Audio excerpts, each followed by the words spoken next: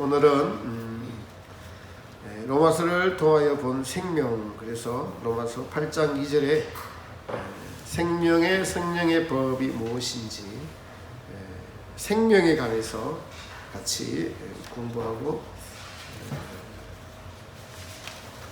은혜를 같이 나누도록 하겠습니다. 생명이 무엇이냐? 하나님의 생명, 예수님의 생명을 우리에게 주시려고 우리를 부르셨는데 그것이 무엇인지 알아보도록 하겠습니다. 로마서 8장 2절을 한번 같이 읽겠습니다. 로마서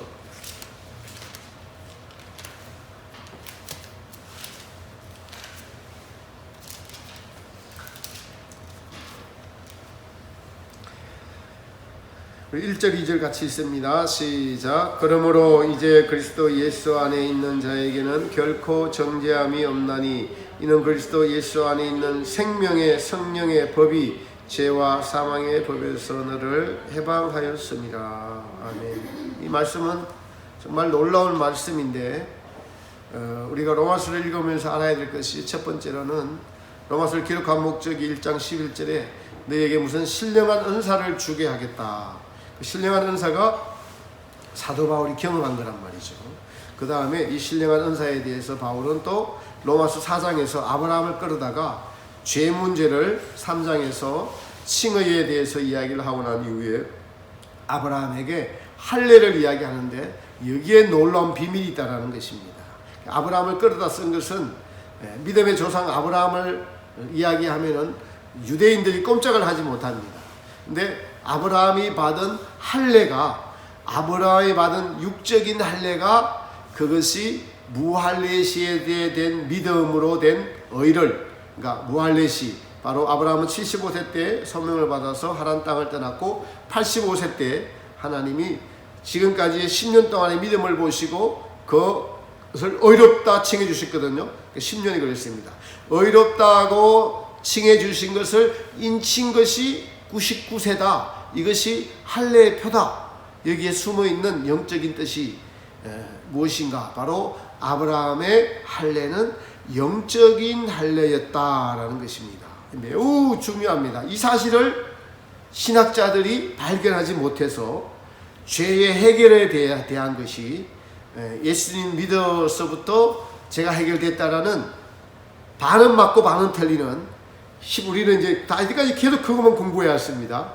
십자가의 도에서 객관적인 십자가의 도는 죄가 해결되는 것이 맞죠. 그러나 우리 이걸로 끝난 것이 아니라 각자에게는 지금 아브라함처럼 75세 출발해서 85세 때 의롭다 칭함을 받고 99세 때 할례의 표를 받은 것이 24년이 걸렸는데, 이 24년 걸린 할례의 표 받은 것이 영적인 할례요, 골로새서에서 말씀하시는 그리스도의 할례요, 로마서 2장에 말씀하는 내면의 할례, 내면의 할례, 마음의 할례. 계속 구약 성경에도 지난 시간에 찾아봤습니다. 계속 너희의 마음의 할례를 행하라. 마음의 할례가 뭐냐? 할례가 뭐냐? 나의 백성은 온전한 백성이 되었다는 것이죠. 이것을 저희가 이제 광야 여정을 통과하는 이스라엘 백성들의 40년 광야 여정이 모형인데, 애굽은 세상이고 가나안 땅은 천국이고, 그런데 이 할례를 광야 끝에 길갈이라는 요단강 땅을 건너서, 요단강을 건너서 가나안 땅 입구, 이게 매우 중요합니다. 가나안 땅 입구에서 할례를 행한 것이 이 무엇을 상징하느냐? 광야를 다 통과하고 난 이후에 천국 입구에서 영적 할례를 행한다는 겁니다. 매우 중요합니다. 그래서 이것을 일단 또 증거를 어떻게 했습니까? 계시록 7장에 보니까 흰옷 입은 무리 14만 4천의 입맞은 자와 같은 것이다. 같은 것이다. 그래서 흰옷 입는 것과 인친 것과 할례는 같은 것이다. 다시 반복하지만 매우 중요한 것입니다. 성도들이 예수님을 처음 믿었을 때 죄가 사함을 받았다. 맞습니다. 그리고 십자가의 객관적인 도에서 죄는 예수님의 십자가 보혈의 은총으로만 해결되는 것이 맞아요. 근데 이것만 지금 이야기를 한단 말이에요. 이것만. 그러나 하나님이 정하신 것은 성도들 개개인에게 광야의 여정을 허락하셔서, 성도들에게 광야의 여정을 허락하셔서 광야 여정 길 끝에 할례라는 죄가 뿌리 뽑히는 이것을 하나님이 정해 놓으셨다는 거예요. 이 성경이 그것을 이야기하고 있고, 그래서 로마서 4장에 아브라함의 할례는 영적인 할례라는 거죠. 24년에 걸쳐서 아브라함이 할례를 받았고, 이스라엘 백성들이 출애굽에서 가나안 땅 입구 천국 들어가기 전에, 이 모형입니다. 천국 들어가기 전에 할례를 받았다. 그 할례를 받은 장소가 길갈인데, 그 길갈이라는 뜻이 무엇입니까? 애굽의 수치가 굴러떨어졌다. 애굽의 수치가 무엇이죠? 애굽적인 것은 세상적이고 정욕적이고 마귀적이고 자기중심적인 죄악성이 굴러떨어졌다라는 거예요. 굴러떨어지고 뭐가 들어왔습니까? 생명이 들어온 겁니다. 천국에서 살 생명이 들어온 것이죠. 바울은 그래서 다시 로마서로 돌아와서 우선 신령한 은사를 주려고 했다고 하고, 로마서 4장에 할례의 표를 받은 아브라함의 이야기를 하고, 바울은 자기의 경험을 말하는 것인데, 로마서 7장에서는 내면에서 나타나는 죄, 그러니까 순식간에 나타나는 이 죄, 순간적으로 나타나는 죄, 성도들이 잘 이해가 안 됩니다. 왜냐하니까 성도들은 아직까지 광야를 다 통과 못했기 때문에 이 죄가 한번 오면 지배를 해버려요. 죄가 우리를 지배해버립니다. 여러분 인터넷 좀 오래 보고 있으면은 그냥 그 죄가 나를 지배를 해요. 근데 바울은 그런 내면에 오래 머물러 있는 죄가 아니라 선을 행하기는 예수님만 온전히 닮기를 원하는데 그냥 죄의 그림자가 쌓았다 가는 거예요. 그것조차도 나타나지 않기를 바라고 온전한 선을 실천하기를 원하는 바울에게 이게 왔다 가는 것 때문에 바울이 깨달았는데 두 가지를 깨달았다. 내 속에 죄가 거하는 것이다. 내 속에 죄가 거하고 있고, 이 죄는 법칙이 있더라. 죄의 법칙이 있더라. 무슨 법칙이죠? 환경만 되면은 나타나는 죄의 법칙. 이제 이거는 저와 여러분이 너무나 잘 경험을 합니다. 우리가 칭찬하면은 좋아하는 교만의 법칙이 나타나고, 또 누가 나를 좀 나쁜 소리를, 좀 옳은 소리를 하면은 얼굴이 굳어져요. 얼굴이 굳어져서 에이 왜 그러냐, 내 입장 대보지. 그런 또 이 아집의 법칙이 나타납니다. 제가 우리 그래서 마음을 주님의 마음으로 넓히는 거죠. 제가 이렇습니다. 누가 저게 목사님 맨날 똑같은 찬송만 하지 말고 좀 찬송 좀 바꿔봐요. 좀 새롭게 좀 해주셨으면 좋겠어. 이러면은 아멘 해야 되는데 네가 하지 그러면 네가 찬양해. 내가 밥할게. 이렇게 나온다는 거. 이렇게 그게 지금 이제 찬양을 찾는데 계속 그 말이 부담이 딱 돼요. 그래서 좀 더 새로운 거 찾아보기도 하기도 해요. 하는데 그렇단 말이죠. 우리 인간이 이게 죄의 법칙들이에요. 죄의 법칙. 이게 그러니까 죄가 뿌리 뽑히면은 다 수용하고 어떻게 하면 하나님께 영광을 돌리고 어떻게 하면 사람들에게 은혜를 끼칠까, 이 생각으로 기뻐하고 일을 하게 되는데, 그렇지 않을 때는 자기 기준의 틀을 누가 이렇게 침범한다고 생각해서 하지 말라고 그래요. 이게 저만 그런 게 아니라 여러분도 똑같습니다. 인간은 다 똑같아요. 이게 전부 다 제 법칙들 때문에 나타나는 것들이라는 겁니다. 근데 성령의 법은 이것도 법칙이에요. 제 법칙은 기회만 되면은 교만하고, 기회만 되면은 질투하고, 기회만 되면은 그냥 그것이 그냥 인생이니까, 그것이 즐거움이니까, 자기 자랑이 즐거움이고 자식 자랑이 즐거움이고, 이게 즐거움이니까요. 그러나 사실은 이제 딱 놓고 봤을 때 그 자식 자랑이나 인생의 즐거움과 천국의 즐거움은 다른 것이다. 그래서 하나님은 궁극적으로 우리에게 천국의 즐거움, 천국의 기쁨을 주시려고 우리를 광야길에 넣었기 때문에 세상에서 누리고 느끼는 이 즐거움들을 십자가에 못 박으라고 성경은 말씀하고 있고, 이것이 자기를 부인하는 것이고, 그래서 이 땅에 즐거움이 있다면은 다 그 즐거움을 온전히 하나님께 영광을 돌리는 것을 바꿔야 됩니다. 그렇지 않고는 그걸 끊어야 되고 누리지 않으려고 애써야 돼요. 그게 깨어있는 것이거든요. 그래서 천국의 기쁨과 이 땅의 즐거움은 다른 것들이다. 그래서 그러니까 죄가 법칙이듯이 생명도 법칙이라는 거예요. 생명도 법칙이다. 이걸 여러분들이 이제 지식적으로 이해하고 어떤 하나님의 가정을 통과해서 은혜를 주실 때 이게 법칙이라는 걸 깨달을 수가 있는 것이 뭡니까? 우리가 8단 진복에서 5번째 복이 뭐죠? 긍휼히 여기는 자가 긍휼히 여김을 받을 것이며, 그래서 우리가 이웃을 긍휼히 여기라는 주님의 말씀에 순종해서 긍휼히 여기면은 하나님이 그걸 보시고 하늘로부터 더 큰 긍휼이 우리에게 와서 우리 마음의 긍휼의 폭이 넓어지는 거거든요. 그것이 하늘로부터 온다는 거예요. 하늘로부터 와서 우리의 마음의 긍휼이 넓어지게 될 때 바로 하나님이 모든 것을 주장하시고 우리의 이 삶의 기쁨, 천국에서 오는 기쁨, 이런 것들이 실제로 있다는 것을 경험적으로 우리가 안다는 겁니다. 경험적으로. 그래서 생명의 성령의 법칙도 이것도 경험하는 자들이라는 것입니다. 그것은 광야 여정 끝에 있다라는 거예요. 생명의 법칙이 뭐냐?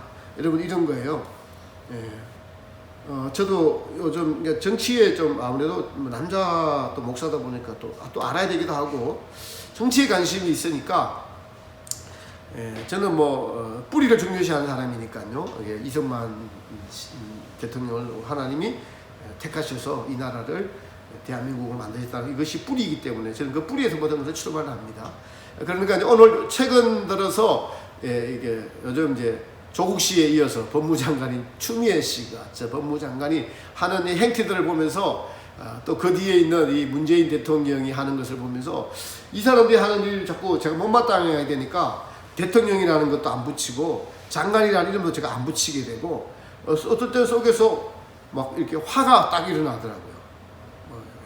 화가 딱 나오더라고요. 그래서 왜 이러지? 문재인 막 화가 나는 거예요. 그럴 때 이제 생명을 받은 사람은 그렇지 않다는 거예요. 뭐냐니까 하나님의 입장에서 이 사람이 받은 심판에 대해서 생각하는 거예요. 아시겠죠? 이 사람이 받은 심판, 지금은 자기들이 옳다고 주장하고 또 반대편에서는 그게 틀렸다고, 그게 공이냐 그게 공정하냐라고 막 서로 주장을 하고 대립을 하고 있지만은 하나님이 어떻게 보실까를 하나님의 생명의 관점에서 딱 보는 거예요. 하나님의 심판을 쌓는 거예요. 대통령으로서 아무리 그렇게 잘하면 뭡니까? 자기 고집대로 하는 것이, 하나님과 전혀 상관없는 정치를 한다면은 그것은 하나님 앞에서 심판받을 행동이라는 거예요. 심판받을 행동.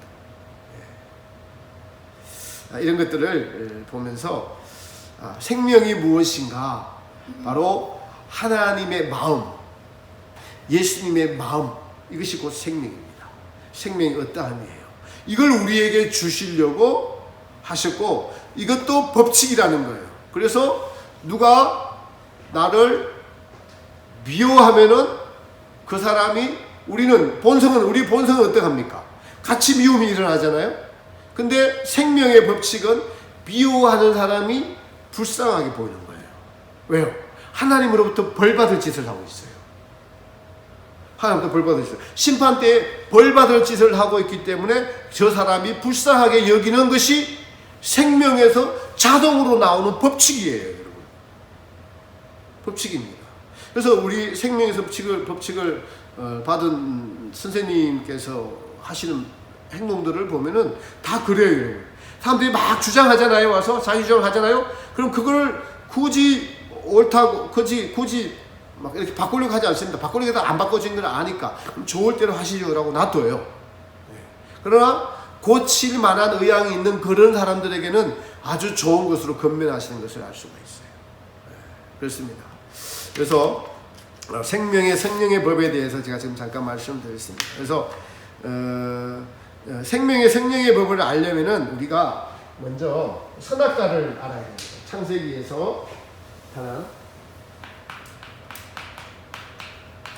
창세기에서 아담과 하와가 선악과를 따먹었습니다. 선악과의 의미가 무엇이냐니까 선악과는 이거예요. 하나님과 인간과의 이 관계를 설정해 놓은 것이 선악과예요. 하나님이 주인이다. 하나님이 창조주시다. 너희는 하나님의 말씀을 듣는 자들이다. 하나님의 말씀에 순종해야 되는 너희는 피조물이야. 이거 설정해 놓은 것이 선악과입니다. 그래서 선악과를 먹으라고 그랬어요? 먹지 말라고 그랬어요? 먹지 말라라는 것은 내가 창조주고 내가 명령권자고 너는 나의 말을 들어야 될 존재야. 이거예요. 선악과 아시겠죠? 물론 뭐 저는 동산에 생긴 그대로 믿습니다. 문자 그대로. 선악과가 있다고 믿어요. 어떤 사람은 그게 무슨 그걸 믿으면 바보라고 이야기하는 아니 저는 그냥 믿고 거기서 우리가 찾아낼 수 있는 것은 하나님은 누구시고 인간은 누구냐라는 설정을 해놓은 거예요. 그 법이라는 거예요. 그게 최초에 선악과를 만들어서 먹지 말라라고 하신 것이 하나님이 인간에게 주신 하나님과 인간과의 이 약속. 한편으로 약속이기도 하면서 한편으로 이게 법이에요. 법. 지켜야 될 법입니다. 이거를 어기면은 이거를 어겨서 알게 된 것이 선악을 알게 된 것이 이게 죄고 오늘날 저와 여러분들이 태어나고 나서 보니까 우리는 죄인이고 우리가 스스로 이게 정확한 정답은 아니에요. 스스로 어떤 것이 선이다, 어떤 것이 악이다, 스스로 규정하고 스스로 정의를 내리고 이것이 스스로 정의를 내리고 이것이 스스로 맞다라고 생각하고 이것이 진리라고 생각하면서 인간의 태어난 모두가 살아가고 있어요. 태어난 인간 모두가. 그러니까 여러분 이거 기독교인이든 아니든 모두가 자기가 다 옳다라고 정치도 지금 나눠져 있잖아요. 반대편에 있는 사람도 자기가 진리라고 합니다. 저도 제가 100% 옳지 않아요. 저는 그냥 나름대로 이 나라 정치가 어떻게 됐느냐 하나님의 관점에서 보다 보니까 뿌리를 보게 되고 그 뿌리가 이어져 오는 과정들이 있었던 것을 반대편에서는 자기들이 정권을 잡기 위해서 이것을 싹 무시하고 없애버리려고 하는 이것을 주장하는 것을 보고 제가 이 정권을 반대하는 것인데 그러나 지금 40대들을 보면요. 지금 40대들 보면은 계속 뭘 들어왔냐니까 종교적으로부터 뭐 일제 잔재 또 보수의 잘못된 것들 이런 것들이 계속 들어왔기 때문에 사고 방식이 40대 목사님들은 안 바뀌더라고요. 제 동생은 40대 목사님이고 학교에 있는 40대 목사님들하고 저하고도 대화가 안 돼요. 그래서 깜짝 놀랐어요. 그런데 그럴 수밖에 없었어요. 계속 그렇게 들어왔는 것이 진리가 됩니다. 제가 말하는 것이 사람은 자기가 알고 있는 전부가 진리라고 생각하도록 되어 있는 것이 왜 그렇다고요? 선악과 따먹은 증거예요. 그래서 우리는 내가 다 진리라고 함부로 어쩔 수 없어요. 그래서 더 하나님이신 참 진리를 향해서 나아가는 길이 광야여진 길인 것이 맞아요. 광야여진 길이 맞습니다. 선악과를 의미하는 것은 선악과를 따먹지 말라라고 하셨기 때문에 하나님과 아담과 인간과의 약속인데 인간이 약속을 어겼어요. 그래서 인간이 약속을 어기니까 뭐가 들어가냐면 그 약속을 어기면은 그것이 죄야. 관계가 깨지는 거야. 그래서 하나님과 인간과의 관계가 깨진 것이 죄잖아요. 그 죄가 들어와서 관계가 깨져버렸습니다. 어떤 목사님이 이 말씀 하시는데 이게 공감이 좀 되더라고요. 코로나하고 죄하고 연관성이 있다라고 하면서 이 죄도 하나님과 우리 사이를 떨어뜨려 놓잖아요. 그죠? 코로나도 인간과 인간 사이를 붙지 말라고 만나지 말라고 떨어뜨려 놓는데요. 떨어뜨려 놓는다. 그래서 이것을 이기는 방법은 백신을 맞아요. 백신을 맞고 이렇게 미리 예방 주사를 맞고 백신 치료를 해야지 이제 정상적인 사람이 될 수 있듯이 하나님과 우리 사이에도 예수님의 보혈의 십자가 보혈의 피로 우리 안에 주사를 맞아야 된다는 거예요. 놔두기만 해서는 안 되고 실제로 내 안에 들어오게 해야 된다는 거죠. 예수님 용서해 주십시오. 이렇게 물론 그 죄는 주님께서 용서해 주신 것이죠. 그런데 들어오게 하려면은 그러니까 제가 더 효과가 있는 것은 가슴을 치면서 진심으로 회개하니까 이게 들어오더라고요. 죄 용서함이 느껴지더라고요. 눈물이 나고 회개가 되고 제가 회복되는 것이 느껴지고 그러니까 주님의 음성이 이렇게 저렇게 유튜브를 통해서 사람을 통해서 들려오더라고요. 내가 어떻게 무엇을 준비해야 되고 앞으로 오실 주님을 어떻게 내가 준비해야 되고 이것이 들려오더라고요. 그때부터. 그러니까 회개하기 전에는 자기가 진리이기 때문에 안 들어오는 거예요. 아시겠죠? 회개하기 전에는 안 들어오는 겁니다. 사람은 이게 다 알아야 돼요. 모두가 다 자기가 진리라고 생각하고 있어요. 여기 앞에서 술 매일 취해 있는 분도 자기가 진리라고 생각하고 살아가고 있어요. 내 인생 이렇게 된 것이 내 탓이 아니야. 내가 왜 술을 먹게 됐어? 그걸 확신하고 믿고 살아가고 있어요. 그러나 하나님은 행한 대로 다 갚아주신다는 거죠. 그게 매우 중요합니다. 선악과를 따먹은 결과 모두가 인간 안에 있는 전부가 자기가 다 이게 뭐냐니까 선악이 있는데 나가 택한 것이 선이야 라고 생각하는 거예요. 또 내가 좀 잘못 택한 길이 있더라도 니들 탓이야 라고 생각하는 거예요. 부모 탓이야, 자기 탓이야, 이렇게 스스로를 합리화하고 살아가고 있습니다. 그것이 자기가 진리라고 믿고 살아가고 있어요. 이게 선악과 따먹은 증거입니다. 근데 이제 생명과는 다른 거죠. 선악과를 따먹은 것이 한마디로 하나님의 말씀을 제일 불순종하는 불순종이라는 것이죠. 제가 이것은 늘 말씀드렸습니다.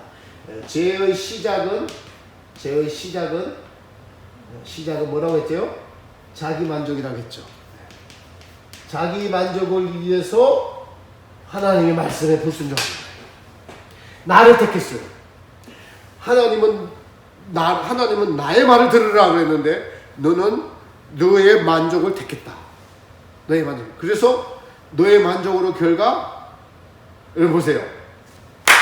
맞죠? 사람이 전부 다 자기 만족을 위해서 살아가면서 전부 다 그것이 다 진리라고 착각하고 있죠. 생각하고 있죠.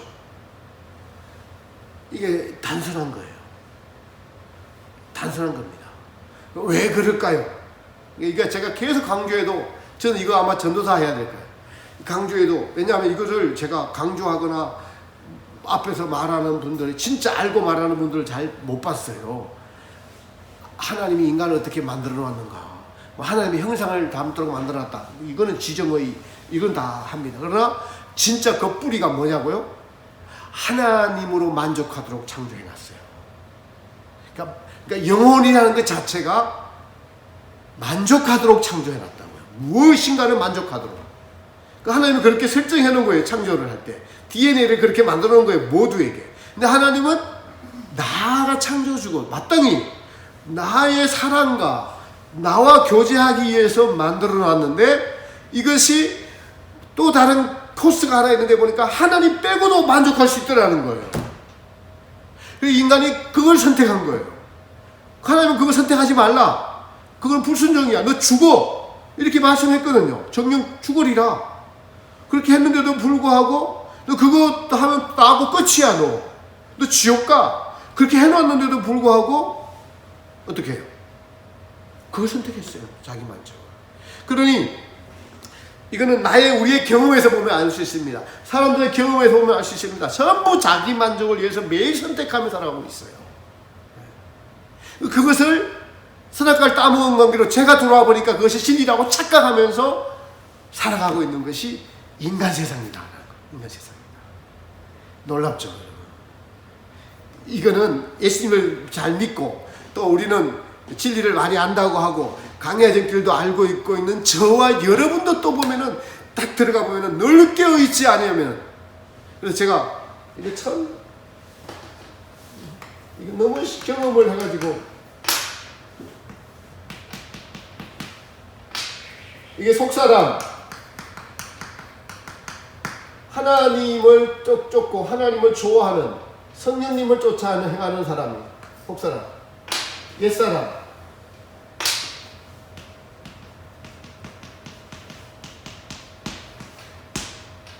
우리 안에 이게 동시에 존재하고 있어서 파란불이 들어왔다가 빨간불이 들어왔다가.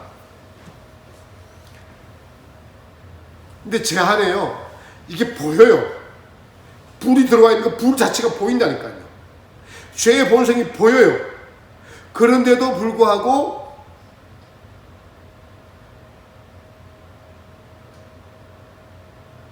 이 죄에게 서서히 잠식되면은, 그러니까 죄의 속성은 하나님의 법에 굴복하지도 않고 굴복할 수도 없느니라. 죄는 하나님을 마음에 두기를 싫어하느니라. 이것이 진짜인 걸 알게 돼요. 내가 왜 원수를 사랑해야 되는데? 저 사람이 내게 이렇게 대했기 때문에 내가 이렇게 하지. 내가 왜 하나님의 말씀을 들어야 되는데요? 나는 안 들어요. 이렇게 고집 피운다니까요. 그러면은 빨간불이 지배해요. 그리고 보세요. 하나님의 말씀이 내 안에 그러면 사랑해라. 지금 세월을 그렇게 보이면 되겠니? 기도해라. 뭐 말씀 읽어라. 이렇게 준비해라. 이렇게 들어오잖아요. 그럼 요거를 안 하면서 다른 걸 하면서 이걸 잊으려고 일부러 딴 즐거움을 막 찾아요. 딴 즐거움을 찾으면 이걸 잊게 돼요. 아시겠죠? 그럼 그 이만적으로 하나님의 법을 잊으려고 우리가, 그래서 이제 여러분 이해되죠? 어떤 사람 다양합니다. 요즘은 손에 있는 걸로 해결을 해요. 다 이게 해결이 되니까. 이게 대리만족이 다 되니까 핸드폰으로. 그전에는 이게 없을 때는 백화점 가서 쇼핑하면서 만족하고, TV 쇼핑하면서 만족하고, 뭐 등산하면서 만족하고, 사산사람들 술 먹으면서 만족하고, 그걸로 하나님의 법을 불어 잊으려고 해요. 이게 우리의 안에 뿌리 박힌 죄의 속성입니다. 이 두 가지가 있으면서 늘 깨어있는 것이 뭐냐라고 하니까 항상 파란불이 들어오게 해야 되는 거거든요. 주님과 늘 교통하는 거, 주님을 항시도 잊지 않는 거, 더 나아가서는 주님을 계속 사랑하는 거예요. 억지로는 지키는 것은 한계가 있어요. 못 지킵니다. 우리 인간은. 이 법은 억지로 못 지켜요. 이걸 여기서 그 법을 진짜 잘 지키는 것은 예수님을 사랑하면은 그냥 저절로 지켜지는 거예요. 저절로. 이제 이게 이렇게 발전돼 가면 나중에 이게 생명이 들어올 때가 다 된 거예요. 다 경험해 봤습니다. 예수님을 사랑하니까 되는 것도 경험을 해봤고, 또 그 사랑하는 것이 범죄함으로 그 사랑함이 뺏겼을 때, 그러면 다시 시작해야 되는 것이 어떻게 시작되니까 율법을 지키는 것으로 시작됩니다. 그러니까 율법을 지키려고 할 때 나의 죄의 본성, 그러니까 이것은, 이 빨간 불은 이건 습관이에요. 습관이거든요. 옛사람의 습관이 나를 지배해요. 습관. 이 습관이에요. 그러니까 매우 이 습관을 이기려면 어떻게 될까요? 이 습관을 이기려면 성경 읽는 습관, 기도하는 습관, 이거예요. 아시겠죠? 뭐와 뭐로 거룩하여진다? 말씀과 기도로 거룩하여진다. 디모데전서 4장 5절. 말씀과 기도로. 이게 거룩이잖아요. 거룩. 옛사람은 뭐예요? 죄의 습관이 아니에요. 죄의 습관에서 거룩한 사람을 바뀌려면은 말씀과 기도. 그래서 말씀을 읽고 외우고, 다른 거 하는 시간에 말씀을 읽고 외우고, 사랑 실천하고, 그러니까 뭐 청소할 때도 되고, 설거지 할 때도 말씀 외우고, 찬양하고, 주님을 생각하고, 계속 그렇게 해야 돼요. 계속.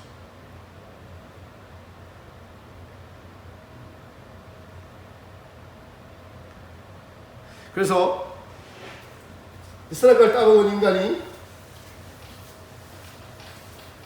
예수님께서는 이제 내가 생명을 주러 왔노라. 사도 바울이 로마서 8장 2절 말한 생명의 성령의 법이 나타나려면 어떻게 해야 되는가? 어떻게 생명을 얻을 수 있는가? 인간 스스로 생명을 얻을 수 없습니다. 그러니까 인간 스스로 선택을 해버렸어요. 선악과를 선택을 해버렸기 때문에 이걸 팽개치고 생명을 얻을 수 있는 길 자체가 없어요. 그래서 예수님이 이 땅에 오신 것입니다. 창조주를 몰라보고 스스로 주인이 된 상태에서 생명을 줄 수 없는 것이죠. 그래서 두 가지 사실이 필요한 것이 지금까지 공부한 거예요. 두 가지 사실이 필요한데, 하나는 이 생명을 얻기 위해서는 죄의 문제를 해결해야 됩니다. 죄 문제 해결. 그러니까 이거예요. 죄 문제 해결하기 위해서 세 문제 해결하기 위해서 두 가지가 있는 거예요. 하나는 이 죄를 예수님께서 처리해 주시는 겁니다. 이것이 뭐예요? 객관적인 십자가의 도예요. 그래서 죄에 관한 예수님이 다 처리해 주신 것을 객관적인 십자가로고, 두 번째는 이것이 이렇게 예수님께 해놓으셨더라도 개인에게 적용시키는 것이 바로 주관적인 십자가의 도예요. 하나님이 이렇게 정해놨어요. 어떻게 해요? 광야를 통과해서 출발할 때 끝나는 것이 아니라 광야를 통과하면서 순종함으로써 말미암아 우리에게 할례를 받고, 저 할례에 대해서 말씀드렸습니다. 광야 여정 끝에 있다고. 아브라함의 할례에 대해서 말씀을 드렸죠. 할례를 받고 생명이 들어오는 것으로. 그러니까 요 과정이 순종의 과정이라는 거예요. 아담이 불순종해서 선악과가 들어왔죠. 반대로 예수님께서 죄를 처리하시려고 이 땅에 오셔서 순종하셔서 죄를 처리하시고 순종의 본을 보이셔서 우리에게 이것을 적용시키면서 우리도 똑같이 주님의 말씀에, 하나님의 말씀에 순종하는 과정을 다 거치고 나서 할례를 받고 생명에 이르게 하시려고 하는 것이 하나님의 구원의 계획이다. 이거는 로마서에 나오죠. 로마서. 한번 찾아볼게요. 로마서 6장.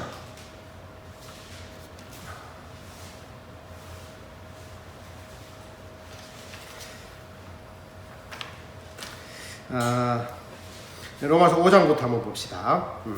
자, 로마서 5장 12절에 보니까 이 내용에 대해서 나옵니다. 5장 12절 제가 읽습니다. 이러므로 한 사람으로 말미암아 죄가 세상에 들어오고 죄로 말미암아 사망이 왔나니 이와 같이 모든 사람이 죄를 지었으므로 사망이 모든 사람에게 이르렀느니라. 아멘.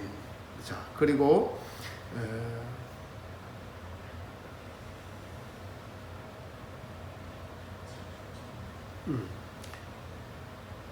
6장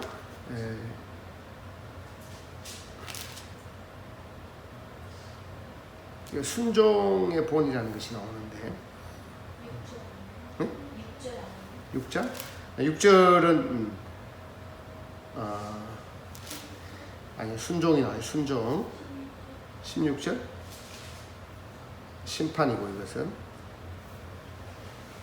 순종의 본을 보였다는 것이 나오는데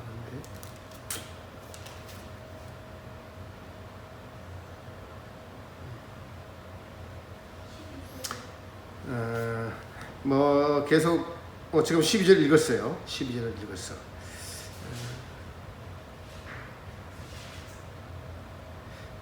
같은 내용인데요. 17절에 보니까 한 사람의 범죄를 인하여 사망이 그 한 사람으로 말미암아 왕노릇하였은즉 더욱 은혜와 의의 선물을 넘치게 받는 자들이 한 분 예수 그리스도로 말미암아 생명 안에서 왕노릇하리로다. 한 사람 아담의 범죄로 사망이 왕노릇했는데 더욱 은혜의 의의 선물을 넘치게 받는 한 분 예수 그리스도, 예수님의 순종하시고, 그러니까 아담의 불순종으로 죄가 들어왔고 죄의 결과 사망이 왔는데 예수님이 이 땅에 오셔서 순종함으로 말미암아 예수님 생명 안에서 예수님이 우리에게 왕노릇 하신다는 것입니다. 자, 18절이네요.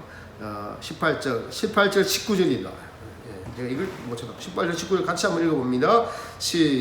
5장 18절 19절 시작. 그런즉 한 범죄로 많은 사람이 정죄에 이른 것 같이 의의 한 행동으로 말미암아 많은 사람이 의롭다 하심을 받아 생명에 이르렀느니라. 한 사람의 순종치 아니함으로 많은 사람이 죄인 된 것 같이 한 사람의 순종하심으로 많은 사람이 의인이 되리라. 아멘. 그러니까 18절 19절 말씀은 한 사람의 불순종으로 죄가 들어왔고 한 분 예수님의 제 문제 해결하시라고 순종하심의 본을 보여서 우리로 생명에 오게 된다는 거예요. 뭐 하는 사람이 의인이 되었다. 많은 사람이 의롭다 하심을 받아서 생명에 이르렀느니라. 근데 요 과정이 예수님이 이렇게 하신 것처럼 순종하시는 것처럼 우리도 이것은 해놓은 것은 객관적으로 예수님이 해놓으셨지만은 하나님은 개인적 믿는 개개인들에게도 예수님의 순종하심의 본을 보이신 것 같이 우리도 하나님의 말씀에 순종하고 더 나아가서는 하나님을 사랑하는 데 이르기까지 광야 여정 과정을 다 통과하고 난 이후에 생명을 주시겠다는 거예요. 그래서 이 예수님을 믿는다, 여러분 믿는다라고 할 때는 이 믿음을 순종까지 같이 포함하는 이야기예요. 믿는다라는 것은 마음으로 믿는다라는 것은 순종할 때 마음에 말씀이 예수님이 자꾸 새겨지는 이것입니다. 이것이 여러분 익은 열매를 추수하시는 것이고 이렇게 된 자들이 우리는 이제 휴거되는 자들이라는 것으로 알 수 있습니다. 성경의 의문이 풀리는 거죠.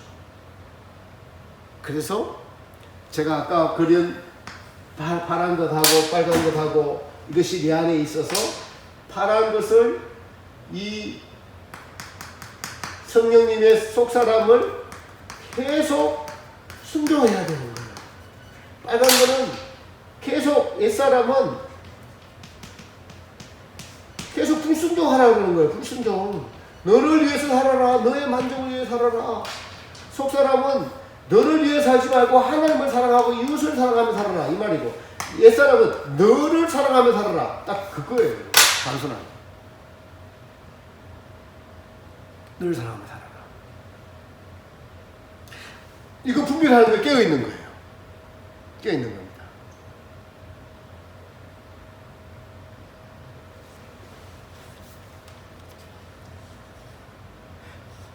자, 뭐 이런 사실들이 마태복음 7장 한번 찾아볼까요? 마태복음 7장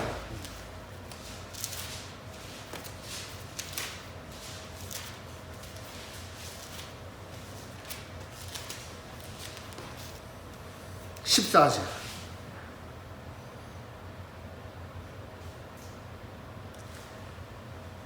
13절 14절 시작. 좁은 문으로 들어가라. 멸망으로 인도하는 문은 크고 그 길이 넓어 거리로 들어가는 자가 많고 생명으로 인도하는 문은 좁고 길이 협착하여 찾는 이가 적음이니라. 아멘. 그래서 여기를 보면은 놀라운 사실이 예수님을 처음 믿고 출애굽을 할 때 여기서 생명을 얻은 것이 아니라 좁은 문은 좁고 길이 협착하여 찾는 이가, 그러니까 생명으로 인도하는 문은 좁고 길이 협착한. 여러분 광야의 여정길이 좁고 길이 협착하죠. 좁고 길이 협착하여 생명에 이르느니라. 이게 이 부분이 핵심입니다. 생명으로 인도하는 문은 좁고 길을 협착하는 길을 다 통과해야지 생명을 얻을 수 있느니라. 멸망으로 인도하는 문은 넓고 길이 다 자기 만족을 위해서 살아가는 이것은 길이 넓은 길이다. 이것은 멸망으로 인도하는 길이고 생명으로 인도하는 길은 좁고 길이 협착하여서 찾는 이가 적음이니라.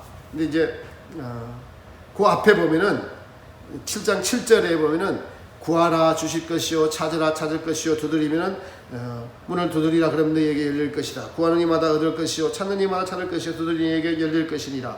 너희 중에 누가 아들이 떡을 달라 하면 돌을 주고 생선을 달라 하면 뱀을 줄 자가 있겠느냐. 너희가 악한 자일지라도 좋은 것을 줄 줄 알거든 하물며 너희 아버지일까 보냐. 근데 이것을 누가복음 11장에 보면은 이 좋은 것을 뭐라고 하니까 성령을 주시지 않겠느냐 이렇게 말씀하세요. 그러니 여러분요, 우리가 구하는 것이 뭐가 돼야 되겠어요? 성령을 구해야 돼요. 하나님 도와주세요. 저를 도와주세요. 예수님 저를 불쌍히 여겨주세요. 성령을 주세요. 지혜를 주세요. 저를 이 어둠에서 건져내 주세요. 구해 주세요. 이거 계속 해야 됩니다. 그러니까 이 싸움이에요. 이 싸움입니다.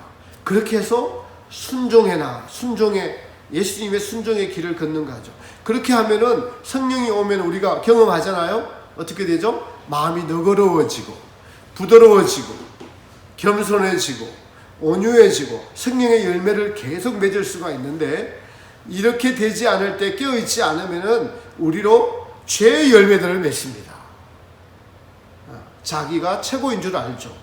다시 말씀드리지만은 자기가 진리인 줄 안다고요. 자기가 진리인 줄 안다고요. 그래서 창세기에서 오늘 이거 하고 마치겠습니다. 창세기에서 선악과를 먹었는데 지금 요한복음에서 물론 보면은 요한복음 14장에도 그렇고 모두가 내가 곧 길이요 진리요 예수님께서 생명이다. 내가 생명 주러 왔노라. 예수님이 생명이고 생명을 주시는 분이다. 그런데 누구에게 주신다고 말씀하시죠? 이게 결론에 계시록에 가서 결론의 말씀으로 계시록에서 에베소 교회 3장에서 에베소 교회의 사자에게 주시는 말씀에서 누구에게요? 이기는 자에게 하나님의 나군에 있는 생명을 주겠다. 이렇게 말씀. 또 이게 뭘 말씀합니까? 아까 마태복음 7장 14절에도 좁은 문으로 들어가거라. 생명으로 인도하는 문은 그 길이 좁고 협착하여 생명이 여기에 있다. 이기는 자에게 생명가를 주어 먹고 가겠다. 바로 광야 예전 과정을 통과하면서 마귀와 세상과 역경과 싸워 이기는 하나님의 정하신 이 광야 연단 과정을 마칠 때 이기는 자가 되고 생명을 주어 먹게 하겠다. 그래서 이 과정이 순종의 과정이라는 거예요. 여러분 놀랍게 이것과 할례를 받은 것과 같은 거죠. 흰옷 입은 것도 같은 거죠. 이런 사실들을 보면서 이들이 이기는 자고 이들이 교회 시대에 휴거되는 성도들이고 계시록 7장의 14만 4천에 입맞은 종들이다. 이렇게 열려지는 겁니다. 성경이. 그래서 생명가를 먹은 성도들은 예수님의 생명이 들어왔으니까 생명의 법칙이 자동으로 나타난다라는 것이 소망이 되시기 바랍니다. 그것이 소망이, 그것이 천국이에요. 저는 그게 뭔지 하나님의 은사로 지식으로 알게 되고 또 맛도 조금 보고 전할 수 있게 하셨어요. 생명의 법이 뭔지. 그래서 하나님의 관점에서 보면은 다 하나님께 범죄하는 자들을 판단하고 정죄하는 것이 아니라 불쌍하게 보이는 거예요. 왜요? 지금 계속 벌을 쌓고 있는 거거든요. 심판의 형벌을 쌓고 있는 거예요. 전부 다. 하나님 관점에서 보잖아요. 그게 하나님 관점에서 본다는 게 뭘로 본다는 거예요? 생명이 들어왔으니까 하나님 관점에서 볼 수 있는 거예요. 그리고 볼 수 있는 뿐만 아니라 그렇게 행하는 거예요. 원수를 사랑하는 거예요. 저 다음에 사실은 나는 이렇게 해를 입으면서 이게 참으면 하나님이 상을 주시고 나에게는 이 사람은 벌을 쌓고 있어. 이게 그냥 보이는 게 아니라 자동으로 그런 삶을 살아가게 돼요. 왜요? 그 안에 예수님의 생명이 있으니까. 거룩함을 이루었어요. 이루어 가고 있고 이루었어요. 이것이 진리가 너희를 자유케 하리라는 말씀이에요. 뭐로부터요? 죄로부터 자유로움을 받았으니까 생명의 성령의 법이 들어오는 겁니다. 이게 두 개가 동시에 존재할 때는 죄의 법칙이 있는 거예요. 빨간 것과 파란 것이 있을 때는 이게 죄의 법이에요. 죄의 법. 죄의 법이 광야를 통과하고 있을 때는 광야를 통과했을 때는 우리의 성령님 우리 안에 계시지만은 우리의 옛사람, 이 죄성이 광야를 통과하고 있을 때는 이 두 개가 있는데 둘이 싸우는데 우리가 늘 깨어있지, 우리의 의지로 지정의로 깨어있지 않으면은 이게 불쑥불쑥 나타나. 바울은 늘 깨어있음에도 바울은 늘 깨어있었어요. 늘 깨어있음에도 불구하고 생각으로도 죄짓지 않기를 원하는데 이 죄가 싹 생각으로 스쳐 지나가더라는 것을 적은 것이 바울의 경험이고 로마서 7장의 말씀이에요. 그러니까 우리가 가야 될 길이 얼마나 멉니까? 우리가 얼마나 멀어요. 우리는 뭐예요? 여러분, 그죠? 이거 이렇게 악습을 못 끊으면 이게 그냥 그 기회만 되면 바로 우리를 지배해서 우리의 의지를 뺏겨서 거기에 푹 빠져서 다시 쪽으로 오려면은 저녁에 회개 기도해야 되고 성경 봐야 되고 주님 죄송합니다 해야 되고 이거 계속 반복한다는 거야. 그 사람이 제게도 기회를 주시는 것이 뭐라고요? 성경을 읽는 것보다 외우는 것이 더 어려운 일이니까 외우기 시작하면 이걸 이길 수 있다. 시간, 세월. 그리고 말씀 읽고 여러분 선을 실천하고 만나는 사람마다 그리고 그 사람에게 빛과 소금의 역할을 감당하고 말로 전하고 우리의 할 일이라는 거죠. 그렇게 되면서 나도 모르게 하나님의 사람의 순종의 사람으로 변화되어 가고 있는 거예요. 그렇지 않으면 우리는 죽은 인생입니다. 네. 자, 요 말씀에 대해서 요한복음 12장 25절 한 번만 읽고 마치겠습니다. 요한복음 12장 25절. 12장 25절.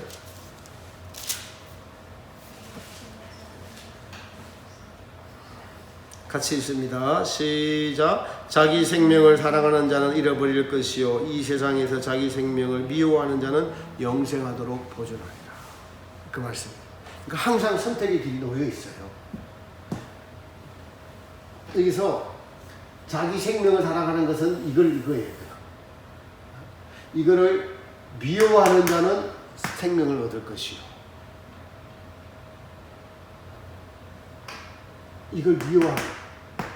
그러니까 선악과도 선택한 거잖아요. 예수님의 생명을 주시는데 예수님을 믿었지만은 계속 우리에게는 광야를 통과하고 있는 여정 길에서는 날마다 순간마다 계속적으로 선택이 놓여져 있어요. 선악과를 선택하느냐, 생명의 길을 선택하느냐. 그래서 지혜가 뭘까요? 지혜. 이것을 알고 생명적으로 선택하고 순종하는 것이 지혜 있는 자라는 거예요. 성경에. 다른 것이 지혜가 아니라. 이렇게 해서 끝에 생명이 여기 있으니까. 여기 결정되는 이만큼 성장한 대로 천국이 자기의 것이 되니까. 침노하는 자의 것이 천국. 그래서 제가 이 생명의 땀에서 말씀드렸습니다. 죄가 지배하지 않고 광야를 통과할 때는 죄의 법칙이 지배를 하는데 광야를 마치기는 생명의 성령의 법칙이 그 사람을 지배한다는 거예요. 나타난다는 거예요. 그냥 그게 천국이라는 겁니다. 그것이 실제하고 있다는 거예요. 그것 주려고 했다는 거예요. 이것이 실제가 되는 것을 강의할 수 있고 나눌 수 있고 알아들을 수 있는 저와 여러분이 하나님의 복받은 자들입니다. 이 강의를 지금 녹음해서 그렇게 하지만은 쉽지 않은 거예요. 쉽지 않은 겁니다. 뭐가 쉽지 않느냐? 죄에 대해서 경험해 보지 않으면 이해하기 어렵습니다. 주님이 은혜를 주셔서 깨달을 수 있는 은혜 있기를 바랍니다. 우리 주님 가르쳐 주신 기도를 마치겠습니다.